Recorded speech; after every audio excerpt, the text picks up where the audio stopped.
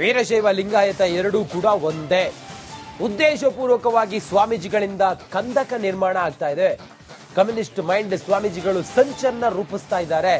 ಹುಬ್ಬಳ್ಳಿಯಲ್ಲಿ ಶಾಸಕ ಬಸನಗೌಡ ಪಾಟೀಲ್ ಯತ್ನಾಳ್ ಕಿಡಿಗಾರಿದ್ದಾರೆ.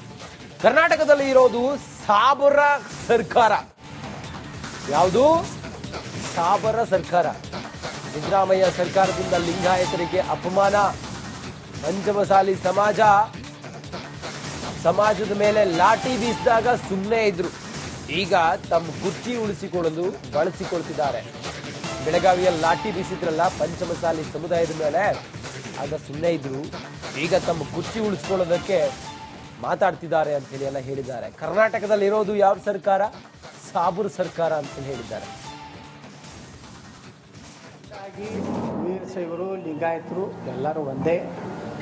ಅವರ ಸಂಪ್ರದಾಯ, ಅವರ ಉಡುಗೆ ತೊಡುಗೆ, ಅವರ ಕಾಯಕ ಎಲ್ಲನೂ ಒಂದೇ. ಇದರಲ್ಲಿ ವೀರಶೈವರು ಬೇರೆ ಇಲ್ಲ, ಲಿಂಗಾಯತರು ಬೇರೆ ಇಲ್ಲ. ವೀರಶೈವರು ಎಲ್ಲರೂ ಶಿವನ ಭಕ್ತರು, ಶಿವನ ಆರಾಧಕರು, ಶ್ರೀಶೈಲ ಮಲ್ಲಿಕಾರ್ಜುನನ ಭಕ್ತರು. ಎಲ್ಲ ಸಮಾನತೆ ಇದೆ. ಒಂದು ಕಡೆ ಲಿಂಗ ಪೂಜಾನೂ ವೀರಶೈವರು ಹಾಗೆ ಮಾಡ್ತಾರೆ, ಲಿಂಗಾಯತರು ಹಾಗೆ ಮಾಡ್ತಾರೆ. ಅಮಾವಾಸ್ಯೆ ದಿವಸ ಎಲ್ಲರೂ ಮೊದಲು ಹೋಳಿಗೆ ತಿಂದು ಹಿಂದರಗಡೆ ಅನ್ನ ತಿಂತಾರೆ. ಅಂದರೆ ಒಟ್ಟಾರೆ ಸಂಪ್ರದಾಯದಲ್ಲಿ ಯಾವುದೂ ವ್ಯತ್ಯಾಸ ಇಲ್ಲ. ಉದ್ದೇಶಪೂರ್ವಕವಾಗಿ ಕೆಲವೊಂದು ಸ್ವಾಮೀಜಿಗಳು ತಮ್ಮ ಒಂದು ವೈಭವೀಕರಣಕ್ಕೆ, ತಮ್ಮ ಸ್ವಾರ್ಥಕ್ಕೆ ಲಿಂಗಾಯತ ಬೇರೆ, ಬಸವ ಪೀಠ ಬೇರೆ, ಪಂಚಪೀಠ ಬೇರೆ ಅಂಥೇಳಿ ಒಂದು ದೊಡ್ಡ ಕಂದಕವನ್ನು ನಿರ್ಮಾಣ ಮಾಡುವಂಥ ಷಡ್ಯಂತ್ರ ಈ ರಾಜ್ಯದಲ್ಲಿ ಕೆಲವೊಂದು ಕಮ್ಯುನಿಸ್ಟ್ ಮೈಂಡೆಡ್ ಸ್ವಾಮಿಗಳು ಮಾಡ್ತಾ ಇದ್ದಾರೆ. ಜಾತಿ ಜನಗಣತಿ ಸರ್ವೆ ವಿರುದ್ಧ ಬಿಜೆಪಿ ನೇಗೆ ಕೆಂಡ ಆಗಿದೆ. ಸರ್ಕಾರದ ವಿರುದ್ಧ ಕೇಸರಿ ಸೇನೆ ಮುಗಿಬಿದ್ದಿದೆ. ತಮ್ಮ ಫೇಲ್ಯೂರ್ ಅನ್ನ ಮುಚ್ಚಿಕೊಳ್ಳೋದಕ್ಕೆ ಜಾತಿ ಅಸ್ತ್ರವನ್ನ ಇವರು ಬಳಸ್ತಾ ಇದ್ದಾರೆ.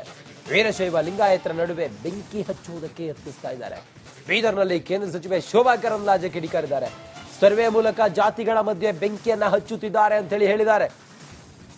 ಜಾತಿಗಳನ್ನ ಒಡೆಯೋ ಇವರು ಮಾಡ್ತಾ ಇದ್ದಾರೆ. ಇಲ್ಲಿಗೆ ಕೆಂಡಿಯಾಗಿದೆ, ಕೆಂಡವಾಗಿದ್ದಾರೆ ಬಿಜೆಪಿ ನಾಯಕರುಗಳು. ಸರ್ಕಾರದ ವಿರುದ್ಧ ಕೇಸರಿ ಸೇನೆ ಮುಗಿಬಿದ್ದಿದೆ. ತಮ್ಮ ಫೇಲ್ಯೂರ್ ಅನ್ನು ಮುಚ್ಚಾಕೊಳ್ಳೋದಕ್ಕೆ ಜಾತಿ ಅಸ್ತ್ರವನ್ನು ಇವರು ಬಳಸ್ತಾ ಇದ್ದಾರೆ ಅಂತ ಹೇಳಿ ಕಿಡಿಕಾರ್ತಾ ಇದ್ದಾರೆ. ವೀರಶೈವ ಲಿಂಗಾಯತರ ನಡುವೆ ಬೆಂಕಿ ಹಚ್ಚೋದಕ್ಕೆ ಪ್ರಯತ್ನಿಸ್ತಾ ಇದ್ದಾರೆ ಅಂತೇಳಿ ಹೇಳ್ತಾ ಇದ್ದಾರೆ. ಬೀದರ್ನಲ್ಲಿ ಕೇಂದ್ರ ಸಚಿವೆ ಶೋಭಾ ಕರಂದ್ಲಾಜೆ ಹಿಂಗಂತೇಳಿ ಕಿಡಿಕಾರಿದ್ದಾರೆ. ಸರ್ವೆ ಮೂಲಕ ಜಾತಿಗಳ ಮಧ್ಯೆ ಬೆಂಕಿ ಹಚ್ಚುತ್ತಾ ಇದ್ದಾರೆ ಇವರು. ಶೋಭಾ ಕರಂದ್ಲಾಜೆ ಹೇಳಿದರು. ಕರ್ನಾಟಕ ರಾಜ್ಯದಲ್ಲಿ ಸಿದ್ದರಾಮಯ್ಯ ಅವರು ಯಾವ್ಯಾವಾಗ ಫೈಲರ್ ಆಗ್ತಾರೆ, ಆ ಎಲ್ಲ ಸಂದರ್ಭದಲ್ಲಿ ಅವರಿಗಿರುವಂತ ಅಸ್ತ್ರ ಜಾತಿ. 2013ರಲ್ಲಿ ಕೂಡ ಲಿಂಗಾಯತರನ್ನ ಮತ್ತು ವೀರಶೈವರು ಅನ್ನುವಂಥದನ್ನ ಒಡೆಯುವಂಥದ್ದು ಮಾಡಿದ್ರು.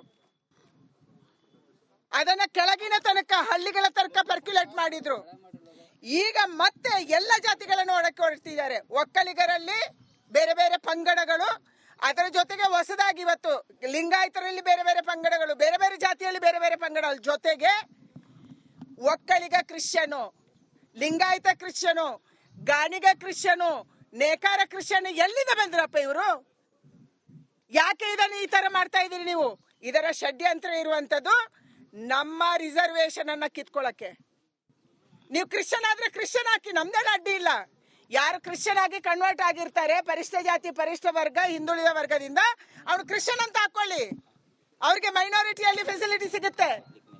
ಆದ್ರೆ ಇವತ್ತು ಒಕ್ಕಲಿಗ ಕ್ರಿಶ್ಚಿಯನು, ಲಿಂಗಾಯತ ಕ್ರಿಶ್ಚಿಯನು, ವೀರಶೈವ ಕ್ರಿಶ್ಚಿಯನು, ಗಾಣಿಗ ಕ್ರಿಶ್ಚಿಯನು, ನೇಕಾರ ಮುಸಲ್ಮಾನರ ಓಲೈಕೆಗಾಗಿ ಮತ್ತೆ ಜಾತಿಯ ಗಣತಿ. ಮುಸಲ್ಮಾನರ ಸಂಖ್ಯೆಯನ್ನ ಹೆಚ್ಚು ತೋರಿಸಲು ಇದು ಷಡ್ಯಂತ್ರ. ಮೈಸೂರಿನಲ್ಲಿ ಮಾಜಿ ಸಂಸದ ಪ್ರತಾಪ್ ಸಿಂಹ ಹಿಂಗಂತ ಆರೋಪ ಮಾಡಿದ್ದಾರೆ. ಕುರುಬ ಸಮುದಾಯವನ್ನ ದಾರಿ ತಪ್ಪಿಸ್ತಾ ಇದ್ದಾರೆ ಸಿಎಂ. ಕುರ್ಚಿಯನ್ನ ಭದ್ರ ಮಾಡಿಕೊಳ್ಳಲು ಸಿದ್ದರಾಮಯ್ಯ ಷಡ್ಯಂತ್ರವನ್ನು ಮಾಡ್ತಾ ಇದ್ದಾರೆ. ಕುರ್ಚಿ ಭದ್ರ ಮಾಡಿಕೊಳ್ಳಲು ಜಾಣ ಹೆಜ್ಜೆಯನ್ನ ಸಿಎಂ ಇಟ್ಟಿದ್ದಾರೆ ಅಂತ ಹೇಳಿ ಪ್ರತಾಪ್ ಸಿಂಹ ಹೇಳಿದ್ದಾರೆ. ಮುಸಲ್ಮಾನರ ಓಲೈಕೆಗಾಗಿ ಮತ್ತೆ ಜಾತಿ ಗಣತಿಯ ವಿಚಾರ ಮುನ್ನೆಲೆ ಬಂದಿದೆ. ಮುಸಲ್ಮಾನರ ಸಂಖ್ಯೆ ಹೆಚ್ಚು ತೋರಿಸಲು ಷಡ್ಯಂತ್ರವನ್ನು ಇವರು ಮಾಡ್ತಾ ಇದ್ದಾರೆ. ಪ್ರತಾಪ್ ಸಿಂಹ ಹಿಂಗಂತ ಹೇಳಿ ಕಿಡಿಕಾರಿದ್ದಾರೆ.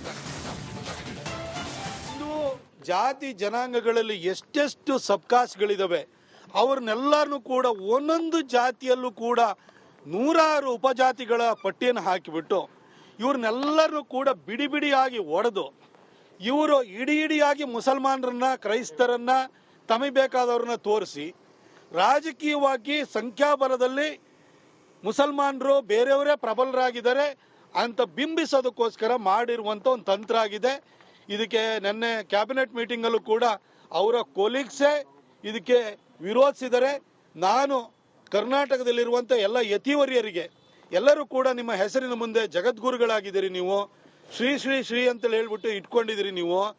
ನೀವೆಲ್ಲರೂ ಕೂಡ ಹಿಂದೂ ಸಮಾಜದ ಪ್ರತಿನಿಧಿಗಳಾಗಿ ನೀವು ಈ ರೀತಿ ಹಿಂದೂ ಸಮಾಜವನ್ನ ಬ್ರೇಕ್ ಆದ ನಂತರ ಮುಂದಿನ ಭಾಗದಲ್ಲಿ ಬಿಜೆಪಿ ಶಾಸಕರ ವಿರುದ್ಧ ಡಿಜಿಗೆ ದೂರು. ಚಿಕ್ಕ ಬ್ರೇಕ್ ಆದ್ಮೇಲೆ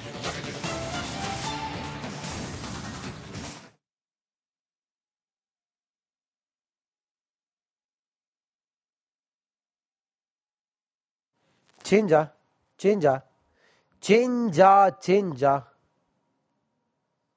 ಒಂದು ಬ್ರೇಕಿಂಗ್ ಇನ್ನೊಂದಿದೆ ಅಂತೆ. Hello Dinesh G, hello.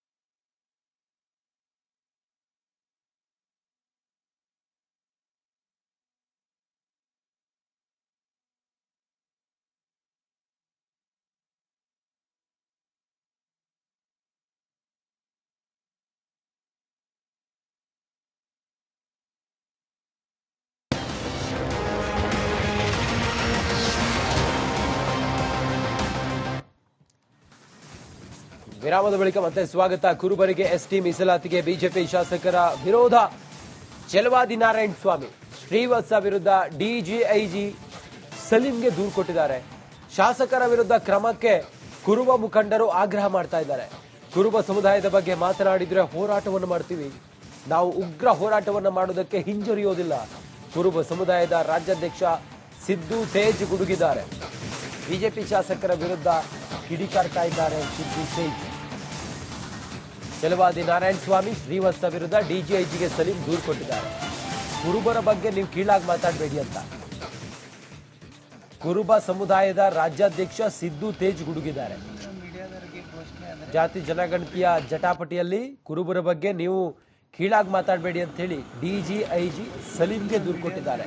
ಶಾಸಕರ ವಿರುದ್ಧ ಸಿದ್ದು ತೇಜ್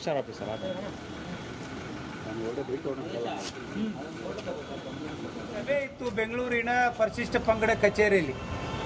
ಅವತ್ತು ಸುಮಾರು 5-6 ಸಮಾಜದ ಕೋಳಿ, ಕಬ್ಬಲಿಗ, ಉಪ್ಪಾರು ಅಂತ ಸಭೆ ಇದ್ದಾಗ